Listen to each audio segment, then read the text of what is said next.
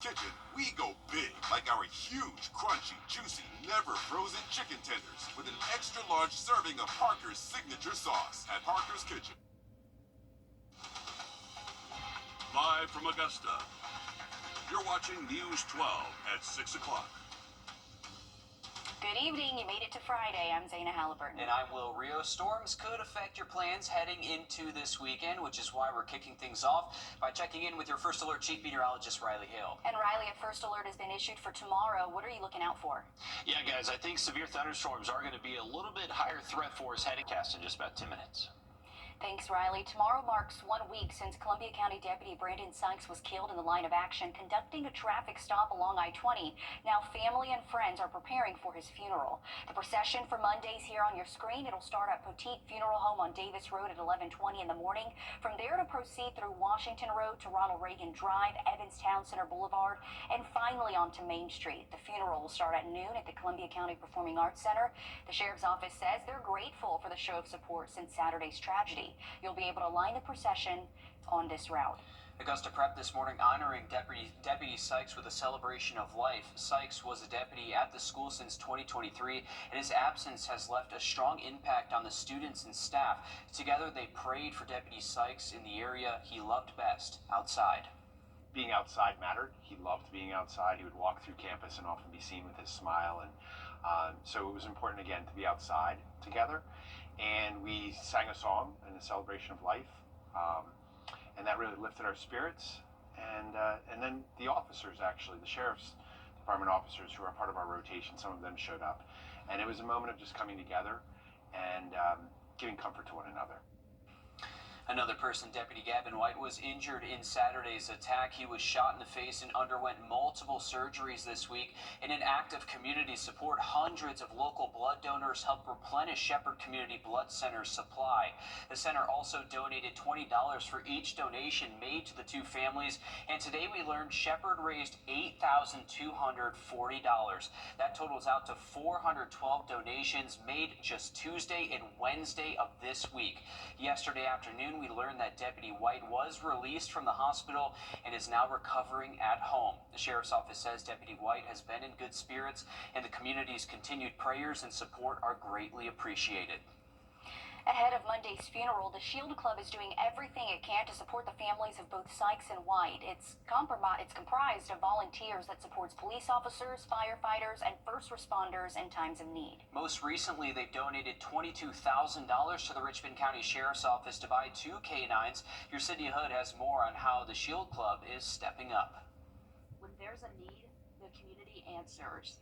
Some are loud, others not so much. You have to understand, the Shield Club it's a very quiet organization. But their support echoes.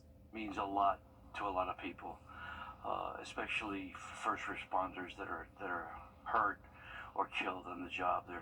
Them and their families. So when the time came to support Deputy Sykes, who gave his life, and Deputy White, who put his life on the line, the Shield Club stepped up. We are going to economically help both families. The support they do to support law enforcement is year-round. Well, keep in mind, there are other organizations that do great work as well. You got Valor Station, which is new, and I'm proud to say that the Shield Club helped the Valor Station get started. That's something else that we've done. And it's what we do. It's passion. It's a calling. Also important that the community know that deputies, first responders put their lives on the line every day. Very important. I don't think they get the credit that they do all the time. You don't have to hear the community say thank you. You see it. In Columbia County, Sydney Hood on your side. And we appreciate their service. To North Augusta High School now, where a firearm, knife, drugs, and alcohol were found during a search. The school says this happened yesterday, and a letter was uploaded to the parent portal explaining what happened here. It says that school officials were alerted to a student having a handgun in their vehicle. After finding everything, the student was immediately taken into custody and is facing criminal charges. It's not clear tonight the age of this student. The Izzy Scott Foundation and the Salvation Army Croc Center are partnering together once again to host the second annual Splash Summit. Registration is open and parents can sign their kids up for water safety sessions. The Izzy Scott Foundation is finding solutions and providing a safe space for kids to learn how to swim. The Izzy Scott Foundation alongside the Croc Center are gearing up for what's sure to be another successful Splash Summit. We lighten the energy a lot. We have DJs we'll have here, some nice upbeat music. We'll have face painting, we'll have superheroes. And while it's a fun time for kids, it's also an opportunity for them to take a safety around water class. The day of the event, we'll have our safety around water program, and that'll educate kids on what to do when they're around water. But when you actually come to the event, you'll have an opportunity to sign up for swim lessons. Now, last year, our first annual Splash Summit, we were actually able to get 115 kids through the program. This year, we aim to do over 300. The foundation is named after Izzy Scott, a 4-year-old boy who drowned during private swim lessons in 2022. His family has since made it their mission to raise funds to support local swim lessons, giving families a safe place to go. Around the time when we were looking for swim lessons for Israel, we were calling in December and was getting on waiting lists for summer swim lessons, and that was an issue, right? It's one of the reasons why we're doing everything that we can to expand that in this area, and hopefully we can expand to other areas and expand those areas as well. Parents will have the opportunity to sign their child up for swim lessons through the foundation at one of 5 different locations across the CSRA, including the Croc.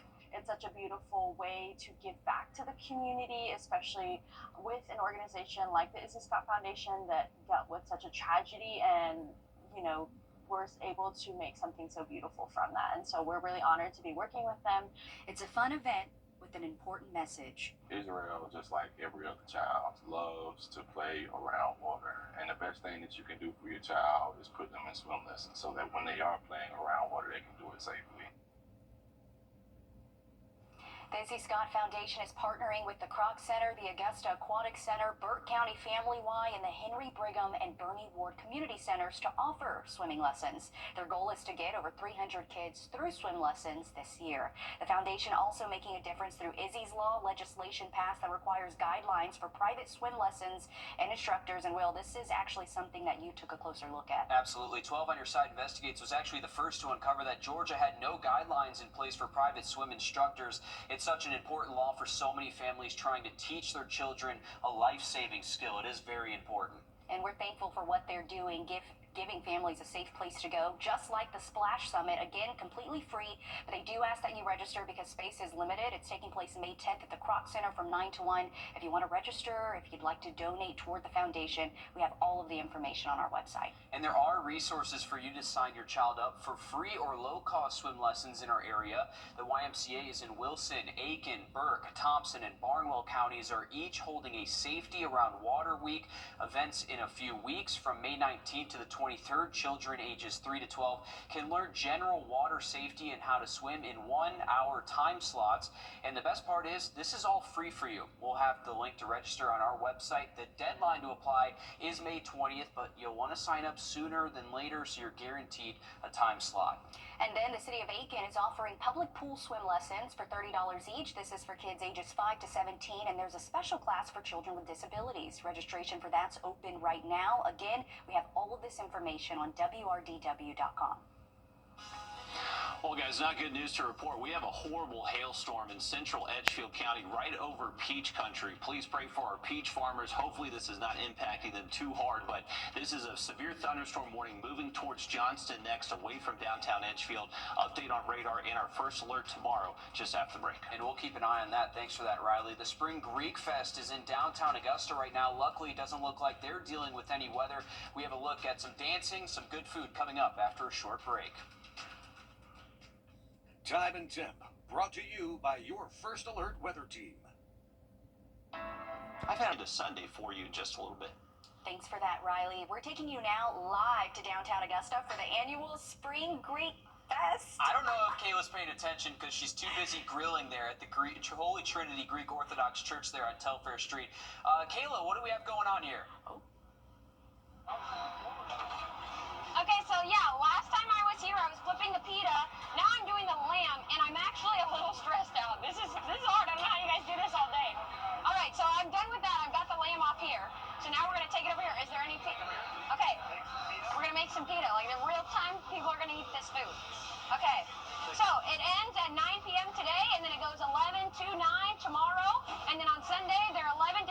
we just showed you some dancing in a live fix. There's some dessert. There's some baklava. I'm even about to try the coffee. Now this, I'm a bit, I haven't done it in a while. You flip it and then you feel the back of it, and then when it's warm, you know that it's good. But honestly, guys, I'm in the middle of it right now. I'm a little stressed. I got a family to feed out here.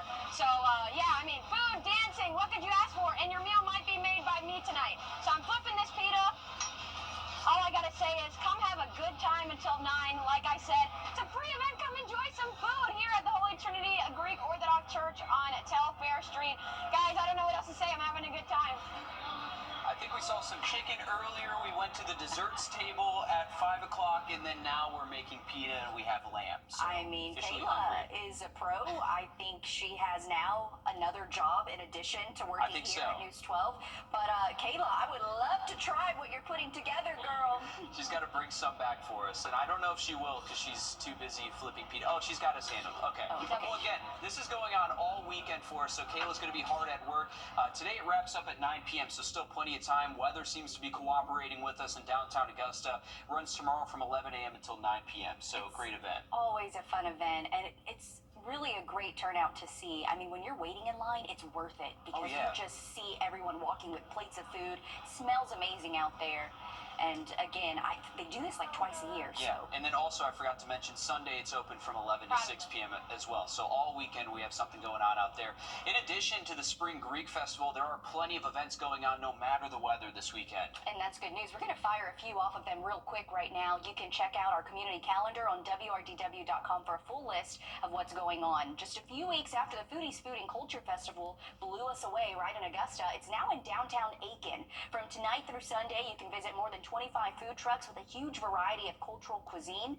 It'll be along Newberry Street, though you'll want to bring an umbrella, maybe eat in the car, but still support. And if you're looking for a Mother's Day gift idea, the Augusta Handmade Fair is happening this evening until 9 o'clock, and tomorrow from noon until 4 p.m. It's at the Redemption Church on Broad Street, and we'll have arts, soaps, jewelry, pottery, clothing, paintings, and much more. The best part, it's free to attend. Can't complain much about that. That's right. Mother's Day's around the corner. There's some ideas. North Augusta holding its second annual Touch a Truck event after it saw a great turnout last year. This will be tomorrow from 9 to 1 at True North Church on West Martintown Road. The first hour will be a sensory-friendly hour. It's a rain or shine event with fire trucks, police cars, construction equipment, and more. This is also free to attend. And one of the longest standing high school golf tournaments in the area just reached a major milestone. We'll tell you about it coming up next.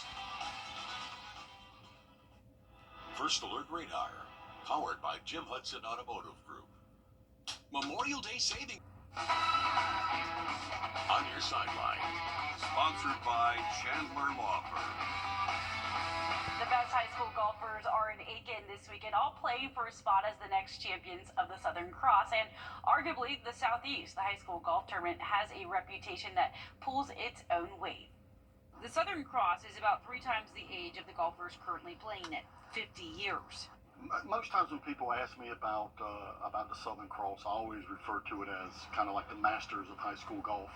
And those who go on to medal usually become a household name. If you take a look at the individual trophy, the names Kevin Kisner, Jonathan Bird, Wesley Bryan, just the kids that have won this thing over the years and won it multiple times, and the things they go on to do. This golf tournament is a testament to the strength of South Carolina junior golf.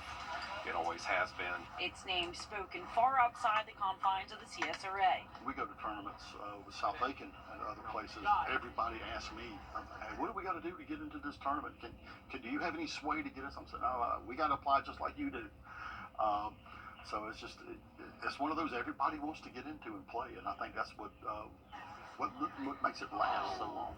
From private schools like Meade Hall to Foray, like the T-Breads, Aiken, and North Augusta, even as far as St. Simon's Island. It feels like the field gets better and better every year. When I get freshmen on my team, they don't talk about region, they don't talk about lower state, they don't talk about state, they talk about Southern Cross.